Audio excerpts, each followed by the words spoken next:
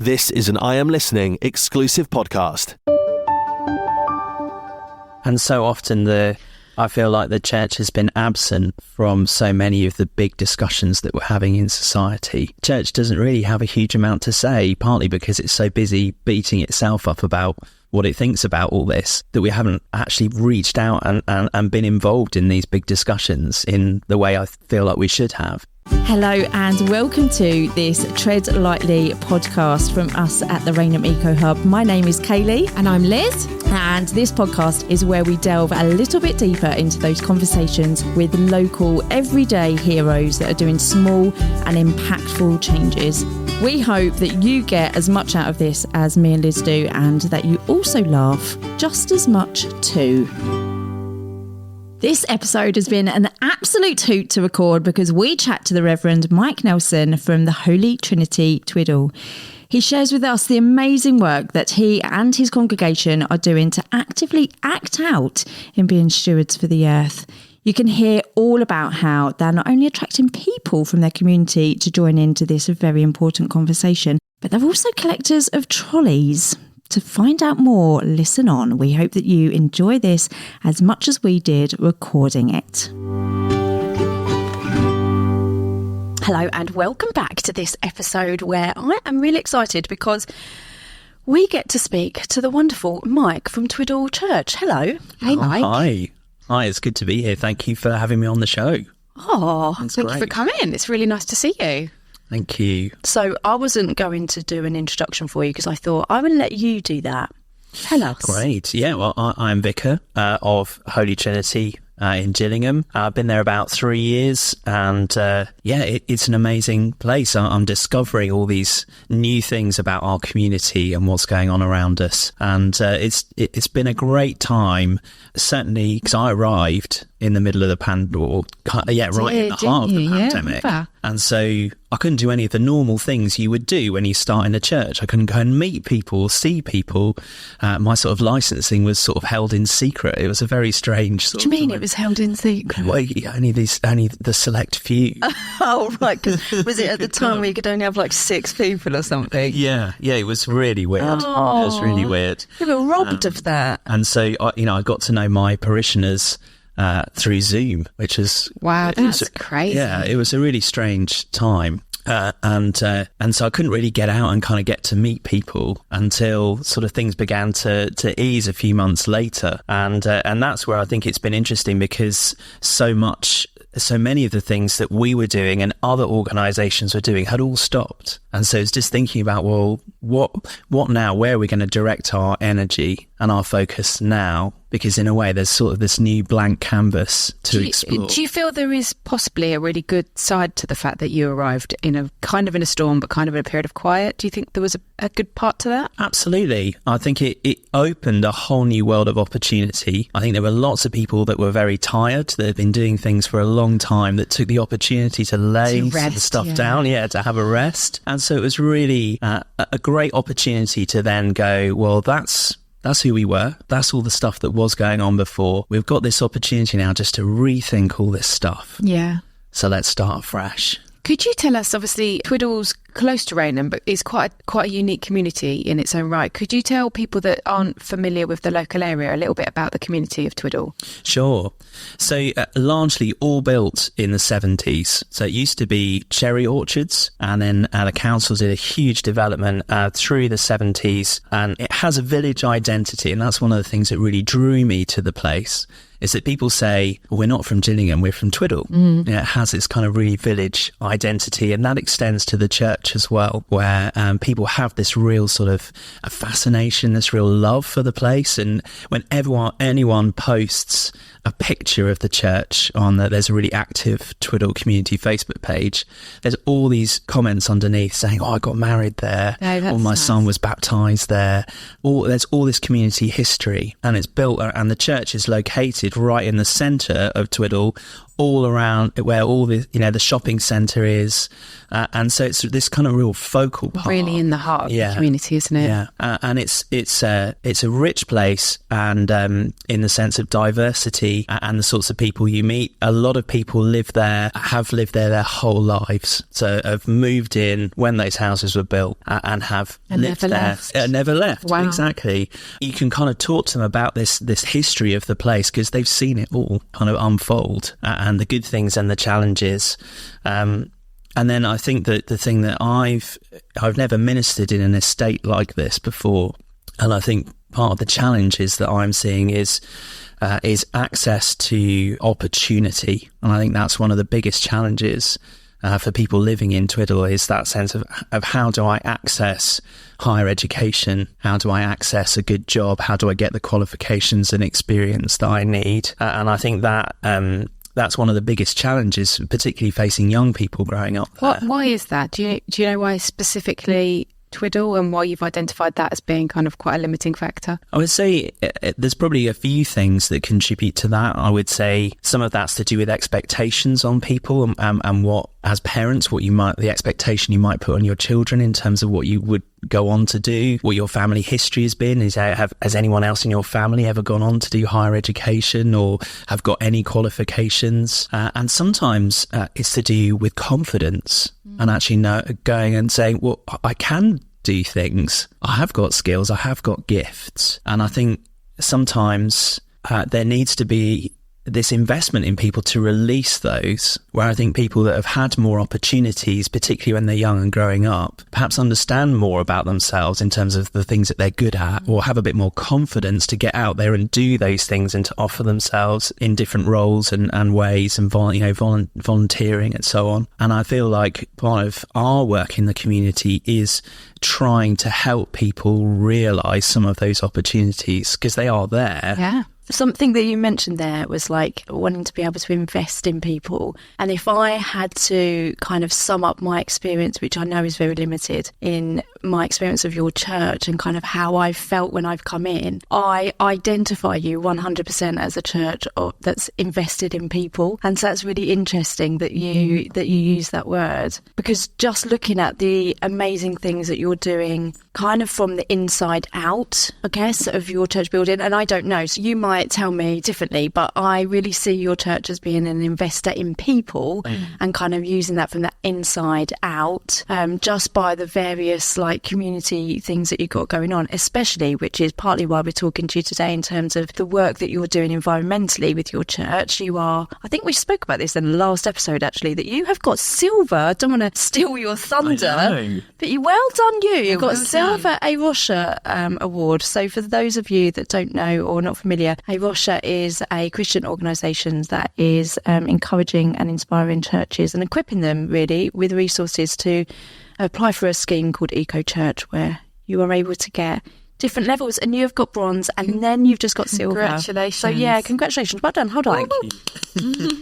Well done. But I think that's. I have to say that we're really fortunate to have an environmental officer, and I've never come across a church that has an environmental officer before. But I see Hayley turning green as you say this. Yeah. Hayley, so much of the work has been done by her. She's been the one trawling through, the questionnaires, ticking off the boxes, pestering me to go, hey, you said you'd do this, make sure this happens. And so much of that work about going silver has been down to her and her persistence. But also take that back, that's because you, as the vicar of that church, has created a culture where you want to enable people to do that action. So take that and put that in your pocket, because Hayley, I'm yet still to meet, and I'm really excited to be able to meet her soon. But she's doing amazing work, and from you, I understand that she's like gathered a whole host of other people to kind of help her on that journey. It's not just her doing that. She's kind of gathered a nice community, but it does take somebody who's leading to create a culture where you say, actually, this is important to you as a church. This is important to us. Let's pray about this. Let's prioritise it and do it. So, don't minimalise that. I think that's a really, really good. What I love watching both of you, because obviously you're from two different churches, both on this journey with A Rocha, but your communities look really different, but your buildings, your physical buildings are so different, aren't they? St Margaret's Church is 800 years old? 900 years 900 old, we've just years found old. out, which we only just found it out this week, which is insane. 900. I know. And I don't know, I guess the grounds are perhaps that bit larger, I think. Tell us a bit about your building, because I find your building fascinating as well, and some of the challenges that you've got there. Yeah, and I think there's a lovely contrast, because if you come into St Margaret's, it feels very much like a traditional church building. You know, the font's by the door, you've got the altar and the pews. Whereas Twydall was built it opened in 1964. So was it built before the housing estate was built then? I think it was, so some of the housing had already begun, because it's such a big development. It took a while to kind of build all those houses. So it was one. So the hall came first, which was opened in the 50s. Right. So the original congregation worshipped there. And then when the church was finished in 1964, the congregation then moved from the hall into the church, and the hall then became a community building for use. And then, we've come kind of full circle now, because now we worship back in the church. Tell us a bit about that and how you kind of work through your actual physical building and some of the challenges with this journey as well, because I think very often we have people say to us the spirit and the wish and the want is there, but some of the real practical stuff around just the physical buildings people find so challenging, but yet you've kind of stared into this and you're going ahead regardless. So yeah, and I think it was built with this amazing vision in mind, and so it has this kind of huge pyramid shape with these sort of strange kind of brick buttresses around the bottom of it, and some people say it looks like a hat, like the sorting hat from Harry Potter. It has a kind of weird sort of crooked spine. Now you say that, it actually does. Exactly. Next time you see it, it'll be like, But the architect's dream was that from one side it looks like a sail. So if you're coming up from the river towards the church, it's supposed to look like a sail. Okay. And then if you're coming from the top road down into Twydall, it's supposed to look a bit like an oast house. So if you see the top, it's slightly crooked, like an oast house. Interesting. Okay. I bet lots of people don't know that. You're looking at me like I should know that. No, I didn't know that.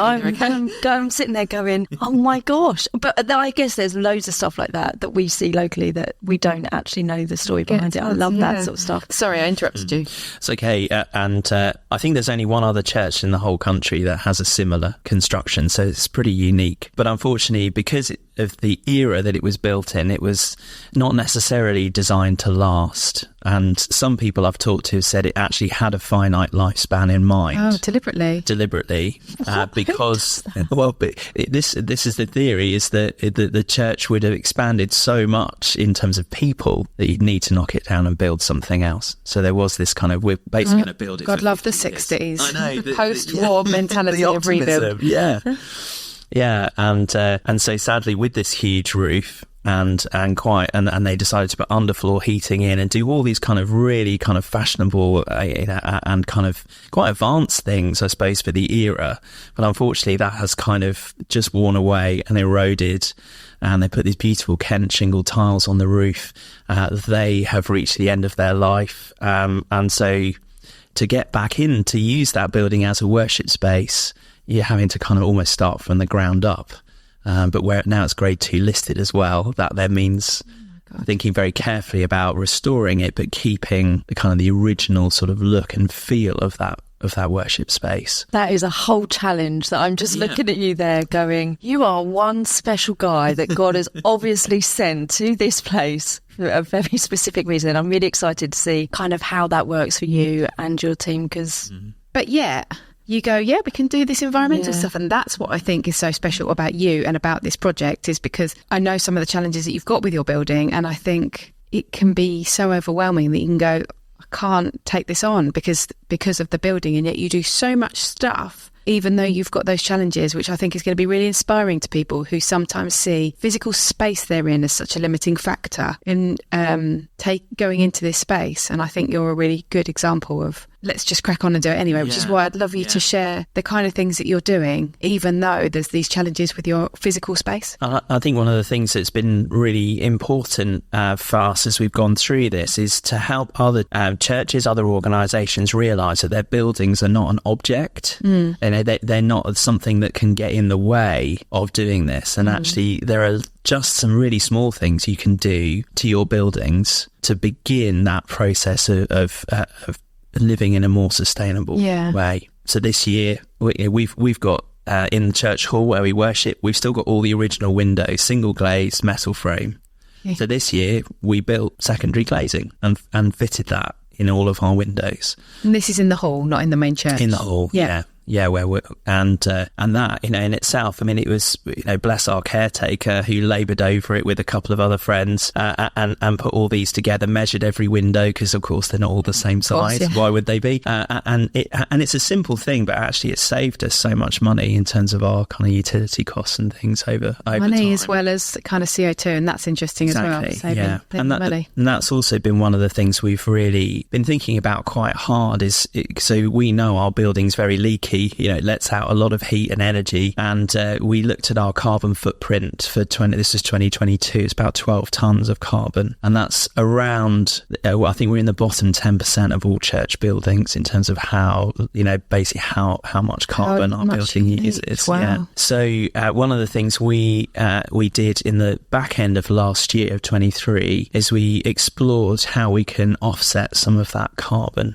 And we found this great organisation called Make It Wild, who are involved. So they're a small family business based in Harrogate, up north. And their interest is creating natural spaces and protecting some ancient woodland. And so they offer carbon offsetting through planting trees. But it's not, we've got a field, we're going to fill it full of trees, and in 40 years we're going to cut it down again and plant more trees. What they're doing is taking existing spaces and planting trees, but doing it in a way that's creating new natural woodland. Wow. And then using those spaces for retreats, for education, inviting schools down so they get a sense of understanding how to create a diverse ecosystem within these new areas. So good. And we were just looking around to find out, well, because what we didn't want to do is do something that feels like greenwashing. And so many of these carbon offset so risky, schemes, isn't it? Exactly. Yeah, we've talked about it before, that carbon offsetting is a real challenge because it can go, we're going to have carbon offsets, we don't need to take control of what we can do, but you're doing both. Yes. And you're also researching it rather than, you know, just thinking that you can just click a button. And I think that's really important, that you're having conversations with people about this. Plus you're doing what you can as well, sealing up the windows and doing it. Like, that's pretty cool. That's pretty cool from my perspective. And it's and what we really appreciated was the part of their whole ethos is, you know, we want you to know where your trees have gone, so you know specifically the part of the world that you're making, or part of the country that you are enhancing through this. So every time you plant trees, they take a shot using a drone and then send you the map, so you can look at the picture of exactly where your trees are. Do you want to live more sustainably, but you just don't know where to start? Did you, like me, sign up for Veganuary and accidentally buy chicken sausages on day 2? Does the whole eco thing leave you feeling confused and sometimes overwhelmed? If so, this is the podcast for you. Remember to check us out on our socials on Facebook and Instagram, the Rainham Eco Hub. I always think, I don't know about you, because I know we think differently, but for me, carbon offsetting is, like, in my head, it's always like an out there thing. Like, it's not super local, but it feels like it's a completely far away thing. Do you know what I mean? Whereas, like, the detail of the project. You know the details, yeah, and you can, and you've got a relationship with them because they're going to come and be part of your climate cafe that you're running, which that's also next level when you're looking at, like, engaging your community and stuff. I guess for me, right, my head goes to, how do you relate your Christian faith with caring for the environment? Because we did a previous podcast around faith and the environment, and we had loads of questions from people from loads of different faiths and none, asking questions like, what's this even got to do with you? Sure. Like, what has this even got to do with faith? I don't really get it. What is the link? And there was also lots of questions around if you believe in Jesus and Jesus is going to put everything right, why are you bothering? Why you need to worry? Why do you need to worry? We've had that said to us a number of times, haven't we? In terms of like, have faith in, whatever faith you've got, and things will be okay. And I think, how you kind of communicate that to people that perhaps have that view. And do you get questions like that, or is it just us? I think there are lots of people out there that struggle with that want to do good things for the environment, but find it hard to engage with communities of faith, because I think people like to think, or perhaps think, that we have another agenda. That somehow, this is great, we'll engage with you on these eco things, but really we want to talk to you about Jesus. I see what you mean, okay. So sometimes there's an element of that, and I think where things like the Climate Cafe are so good is because actually we're just sat around tables talking, and I think people can begin to see that actually there isn't. Is there no faith element to that whatsoever? Because I didn't make it along. No, nothing. That is so good. So you're just using, you're there as a community space for whoever there's no kind of...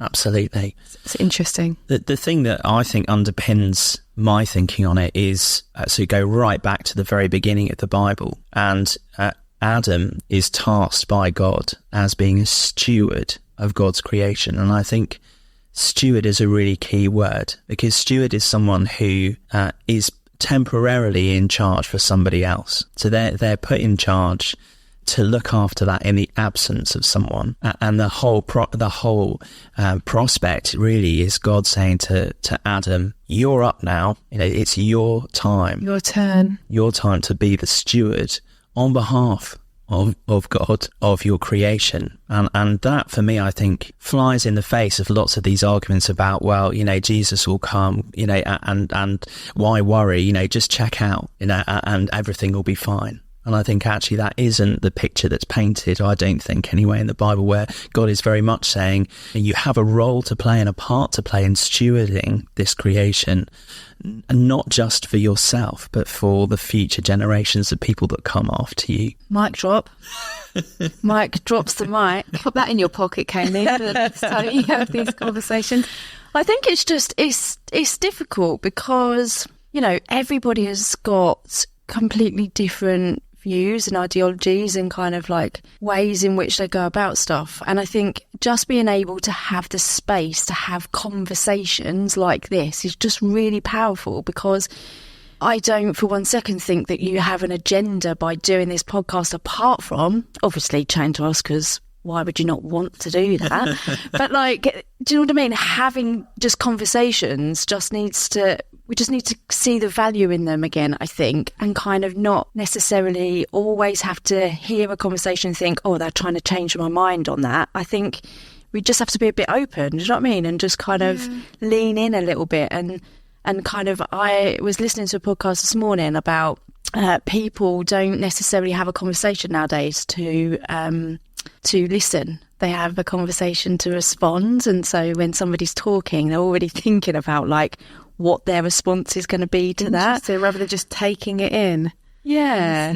And listening to that and kind of then seeing what does that mean for me? And I think when it comes to things like faith, my granddad used to always say, in a pub, don't talk about faith, politics or football, like sport. Or football. And I was thinking about that this morning, and I think it's because it just conjures up so much stuff, doesn't it, for people, that they kind of then I guess it does if you have to respond, but it doesn't if you're just listening. Exactly, and that's my point really, is that allow you to just sit in that conversation and think, okay, what can I take from that? I'm really grateful for your insights. I've been reading Sermon on the Mount. I read a little bit today, and basically it was talking about non-direct violent action in that, and I was a bit it reminded me of have you heard of Climate Christian Action? And I just think, wow, they are next level. There are kind of people, aren't they? I was going to say women then. You come along, didn't you? We went to the big one last April. Oh my gosh, it's been a year. Yeah, it was a year ago, wasn't it? Yeah. A year this week, actually. And there was over 1,000 people that were all there, and they were all kind of waving the banner to say, we all care about this. And It was a really powerful moment, I think, within my own sort of like faith journey. Standing outside Shell, looking up, singing Amazing Grace. I don't think I'm ever going to experience that again in my life. That was mega, wasn't it? And we could have chosen to walk with any of the kind of groups that were up there meeting, but we chose to walk within a faith space, and it was a really welcoming, open, gentle, quite funny at times space, wasn't it? Was it quite funny? Yeah, we had a good laugh. Do you remember when we were in the kind of green area outside? Because the actual space in the middle where they did the service was full. We had some really interesting conversations. Do you remember we spoke to that guy that, I can't remember his story, but he lived in a monastery. I lived in a monastery, thank you. But I don't know what. Is that friar? No. It could be a father, maybe. Yeah. But his principles were still just really insightful, where he was saying, why does everybody in that block of flats have a tumble dryer, a washing machine, a kettle, a toaster and a microwave? Imagine if we just thought differently and the 5 people in there shared all of those things. Shared it and just came together and just purchased less, were a bit more cooperative. Because that was his experience, wasn't it? When he said he was sat in his flat looking at his square microwave and his square telly in his square room, and he was like, what the hell am I doing? What am I doing? And then he now goes and lives and he was really interesting, because at first when we went up to him, because he was like dressed in his brown thing with his rope band and stuff, and so like we come up to him, it's like, oh hey, like how are you, what's your story? But he was kind of like set back, so really I should have had the social skills to be like, oh maybe he doesn't actually want to talk to people. So he was a bit like, I was a bit scared at first, he was a bit frosty, but then he kind of like warmed up when he realised like actually we were actually interested in him and his story, and I wanted to listen and learn, like, why are you here, like, and kind of dressed like that in amongst people, you do stand out, right? We were some interested. It was of his faith crossed over so beautifully with the principles of just reducing consumerism, being more cooperative, having conversations, finding out how you can kind of, share and use less energy and that side of things. And I'm like, oh, it just crosses over everything. The group that we went with, they didn't have a faith. And so it was really interesting for him to be able to share that and that resonate with those people, because it kind of, not that they were worried, but it kind of like said, actually, we've got so much more in common that we do have a part. So true, isn't it? But yeah, if I would have taken myself 5 years ago even, I'd have stood there next to that guy who is dressed in brown with his rope around his waist thinking we've got nothing in common. And at the end of it, I was like, yeah, I totally agree. And isn't it fascinating where these worlds are colliding, and you see that actually faith has a voice into these, what ostensibly could feel like very secular issues. But actually the church has got a real voice and a real opportunity to say something meaningful about about living sustainably and what that looks like. Totally. And our mandate as human beings in how we look after one another. Such a human aspect to this conversation. And that was what I think I found so interesting. It was just so human and so real. And if I take one of the things I remember so fondly when we came to visit you, probably this time, either last year or the year before, you grew a wildflower meadow, didn't you, on your space? And I remember how beautiful it was, covered in bees and butterflies, and it was such a stunning space. And I think about that as well, because there'll be people, I bet, that complimented that space that you'd created for wildlife and just compliment it on just how beautiful it was, and not necessarily the biodiversity crisis, not necessarily talking about it from an environmental point of view, that's just a lovely, peaceful space. And those kind of things as well, the things that St Margaret's are doing with their graveyard, just creating a great space for humans is creating a great space for nature. And again, so much doesn't need to be in this box or this box. They're the same. Yep. I love that. And so often I feel like the church has been absent from so many of the big discussions that we're having in society. And we don't necessarily easily have a voice. And I think if you think around some of the debates around sexuality and gender and how that's playing out in our society at the moment, the church doesn't really have a huge amount to say, partly because it's so busy beating itself up about what it thinks about all this, that we haven't actually reached out and been involved in these big discussions in the way I feel like we should have. But it's so fabulous to see something like that. And in that huge context, all those people gathered together, and the church is actually there present and saying, look, we've got something to say, something to add. And that's how I find that really exciting. And seeing those two worlds colliding together and being mutually beneficial. You're doing that too, though. I was about to say that. You're praising that bigger piece, but you are that. And, we see you going out on litter picks, growing planting wildflower meadows, arranging the climate cafe. You did a kind of environmental day. You do that too. You are that space that we kind of experienced in London. And I think, and what we're beginning to see is a similar thing where we're finding that people from the community who have a passion for these things are finding that actually the way we're working and operating, the things we're doing are kind of beginning to align with the things that community are thinking about and wanting to be involved with. A great story about the litter pick a couple of months back. One of our litter pickers, glorified in their high-vis, by the side of the road, car pulls up next to them and winds down the window, and they're really worried, thinking, what's this person going to say? Are they going to throw something at me? And they just lean out the window and said, "What? Why? Why are you doing this?" Well, it's a Saturday morning. Why are you doing this? As they just said a little bit about, this is our project, this is what we like to do. And he gave them 20 quid. What? He just let out the car windows, did it? It's 20 quid. 10 quid for you, 10 quid for the church, and drove off. That's my gosh, but I want... How do you unpick that? What does that mean? Well, I was about to say, can we not just go and join the litter pigs? If we're going to get 20 quid, 20 quid a time, I'm there, mate. I think that person must be so inspired by what they're doing, hadn't or couldn't, for whatever reason, go out and do that. But that's their way of going, I'm with you, isn't it? That's absolutely. That's a way of supporting. They've got money as their kind of the language of what they can do at the time. But if you sat down and had a conversation, they'd be going, you're amazing and I'm worried too. And thank you for being the person that does that on a Saturday morning. That's what that 20 quid was, isn't it? Yeah. That's pretty cool. That means more than 20 quid in some ways, doesn't it? Absolutely, yeah. Oh, have you got any other funny stories from litter picking or any of your other actions? We love a funny story. I mean, we'd probably tell you ours, but I don't think, not on this one, not today. I've got one more for you, which is how we have become the gatherer of trolleys. Tell me, because I think this is a church thing nationwide. Tell me why. So people love to leave or donate, shall I say, trolleys to Twydall. Donate trolleys to Twydall. Yeah, okay. It sounds like a scheme. I think you've got something going there. I think this is going to be the caption for the podcast. Remind me to trolleys for Twydall. Yeah. Trolleys for Twydall.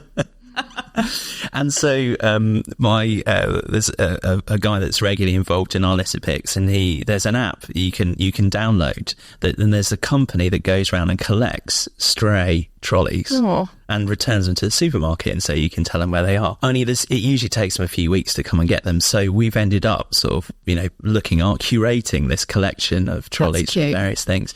But what it's been really good is that it's meant that we can go further afield with our litter picks. Oh, wow. Because when you've picked up loads of litter, particularly if there's a lot of glass, those bags weigh a ton. Yeah. So what we're doing is we're taking a trolley out with us. And then once the bags are full, dumping them in the trolley and then wheeling the trolley back. That is brilliant. Thank you very much for whoever donates. I know, yeah. exactly. How many have you got now? I think we've got about 5 at the moment. You need to from various brands. Doing some dodgy deals. Anyone needs a trolley? Twiddle's where it's at, people. But it's, we're going to keep a few of them because it is allowing us, as I say, to reach kind of further into the community. Are you keeping a tab of how many bags of litter you've collected? We do. Hayley, bless her, counts them all. There's usually upwards of 30. It's bonkers, the pictures crazy. That you send. Yeah. I'm like, surely you've done it all now. Yeah. And then you collect 30 more. Yeah.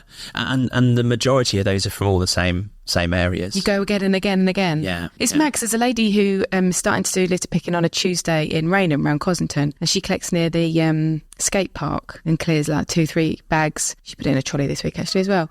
And then I think, you've done it now, and then it's back again. Yeah. But as we've spoken about before, I think the idea is that over time a well looked after area will reduce the amount of litter if you keep going and keep going and keep going, as depressing as that is. I think that is true, and I think we are seeing signs of that. Do you think? I think of people beginning to take a bit more pride over the place. And I saw something yesterday where somebody had dropped something, and I say something, it was a bed. They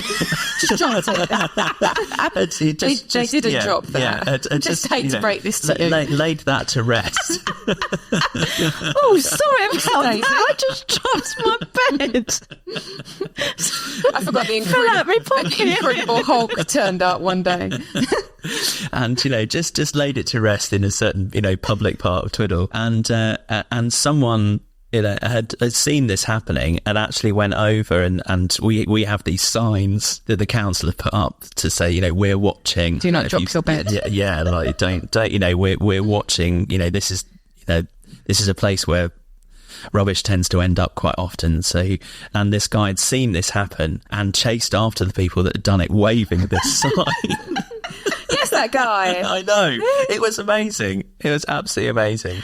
And this is the sort of thing that I think we're beginning to see is that people don't want to see this happen. They don't want people just to come and dump all their stuff where they have been doing it for years. You've made them brave, though. You've made them brave enough to go, no, we're all behind you. Go chase him down. Perhaps before he wouldn't have felt comfortable doing that. I think that's a big mindset change that comes from the fact that people are putting so much effort in. Absolutely. And so that guy now probably feels that he could do that, whereas maybe he didn't before you started doing what you were doing. So that's very cool. Thank you so much for coming and spending your lunchtime, because believe it or not, people, vicars do not only work on Sundays, and I know you have got... Shock. I know, shock horror. So I'm really grateful that you've been able to take your time out of your busy schedule amongst all of your things. So thank you. I've really enjoyed this session. Awesome. Me too. Come back, please, and maybe come back with Hayley. That'd be great. Yes, please. Thanks, guys. See you all next week. Bye.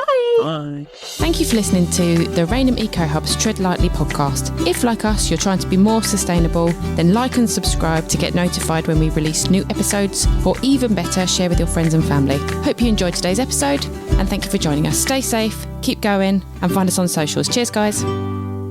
This has been an I Am Listening exclusive podcast. For more information, head over to our website, iam-listening.co.uk.